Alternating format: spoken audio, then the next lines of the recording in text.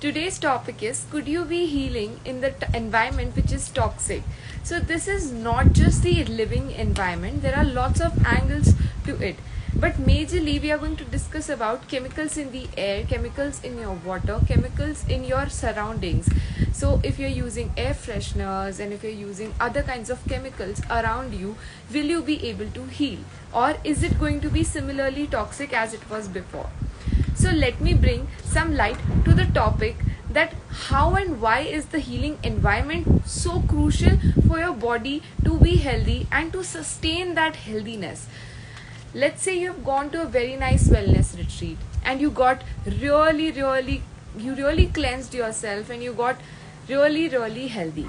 What is the key behind it? The key is that you are having access to fresh and clean environment also there.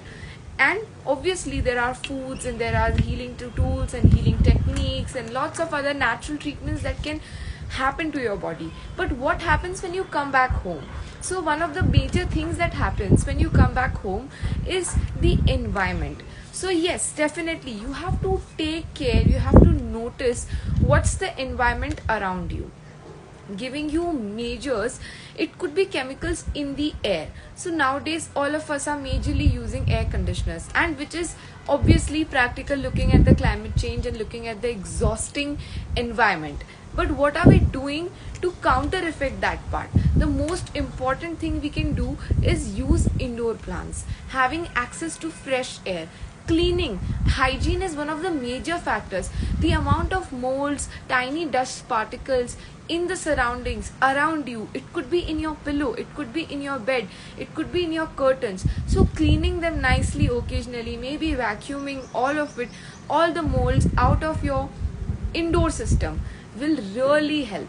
Let's just not think like, oh my god, I have this beautiful really nice branded curtain and it's going to be really very nice for my ambience. You have to think beyond that and heal yourself with the help of those factors. As we choose those interiors, as we choose that kind of lifestyle, make sure that the hygiene is taken utmost care of, because that is the environment in which you are studying, in which you are working, in which you are eating, in which you are breathing and doing all your activities. It's very crucial. Keep minimal articles, otherwise make sure that the hygiene is properly maintained. This is something which is the physical environment. Now let's discuss the dynamic environment, which is totally dependent on the number of people or whoever is around us. So firstly, it's very important to have a very positive atmosphere around you if you are trying to heal. Healing does not mean that you are recovering from a very big disease. It could be as simple as going into the footsteps of real natural nutrition or trying to follow a healthy lifestyle. This can be also healing or a journey towards the road of healing. The amount of people around you, the amount of energy, the environment also plays a very major role. Kind of stress we carry these days, it's sometimes related to the people in our life, it's sometimes related to the work, it's sometimes related to anything which is around us and which constitutes our environment. Stress is something, if you take too much stress, it could really hit your nervous system and your nervous system won't be able to function properly. Imagine a body without a improper nervous system functioning, how toxic it can become. So yes, this is also one of the most important and easily doable. I am going to give you the solutions at the end. Let's first discuss what all can be possible.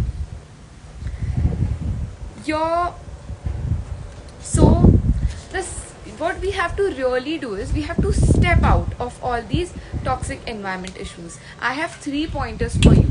First is you have to really clean your surroundings, clean your environment, and in a way that it is less toxic, in a way it is more nourishing. So having green plants around you, cleaning the air with natural herbs, sage, tulsi, neem, all these things can be inculcated very easily. Make it a monthly ritual. It is not practical to do it every day, but we can do that on a monthly basis. So again, it could be really beneficial. You can also create a very stress-free environment I'm so sorry for the sound, but I'm standing outside and it's really beautiful. Okay, you can also clean your surroundings by actually removing the toxicity out of your life and creating a lesser and stress free environment. How can that be possible? You can't dispose people out of your life. You are the main sole creator of your own well being and your own life. So, whatever is happening around you, make sure you keep yourself sane. You know what is your goal like and where do you want to go. All of these important affirmations. Affirmation is something which plays the major role when you're trying to clear your surroundings in terms of emotions. If you regularly remind yourself every morning that this is what I am and this is what I want to become, nobody, no environment can actually help you or, make you not reach your goal. So it's all up to you after that. So these are the two important things, and having a positive support around you is again something which is obviously needed, because life can be difficult at times, it is very blissful at times. Having a pair of people on whom you can easily rely on is so important, and it is needed. So make sure to make a list of people whom you can call and relax and share your heart out. After all, at the end of the day, we are all humans, right? And the third most important thing is look, watch, detox your body. So important. First of all, we have to analyze, and for analyzing we have been doing this 11 weeks of lifestyle. You can analyze what all changes you have to bring in, and then detoxing your plate is so important, because one of the most important energies that we are eating from the external world is the food which is on our plate. And I understand that there will be different family dynamics. Your partner or your family members will not support or will not be interested in such kind of a thing.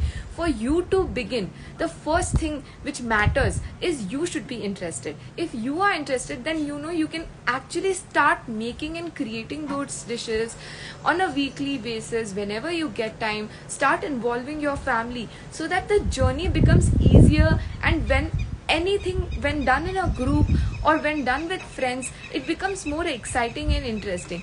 So hence, these three things are super important for you to reset everything, so that you can completely change your environment. And yes, healing will become more efficient and it will become easier for your body. If you are suffering from any kind of disease, diabetes, thyroid, obesity, the first thing you have to bring changes in your lifestyle, and in that lifestyle also the major changes in your nutrition. And when you have full support of your environment in which you are living, nothing can stop you from recovering, from healing, from rejuvenating, and all sorts of things. And also, for those who are not suffering from any disease, prevention is the best cure. When you know that these things might create problem, why to just wait for the disease to happen and then take steps? Instead, do it automatically, do it beforehand, so there is no extreme actions taken when you are healing automatically every day. So yes, take these three actions. For this to summarize, I'll post one creative after the live. You should actually watch out for that. This is our last second day of 11 lifestyle changes that I will recommend you. Last will be really exciting, and I hope you all watch all the other lifestyle challenges IGTV videos, so it really helps you and it becomes better for you to take care in this journey. Nothing can be achieved overnight. It takes a bit of time, it takes a bit of effort. So all the very best. Bye.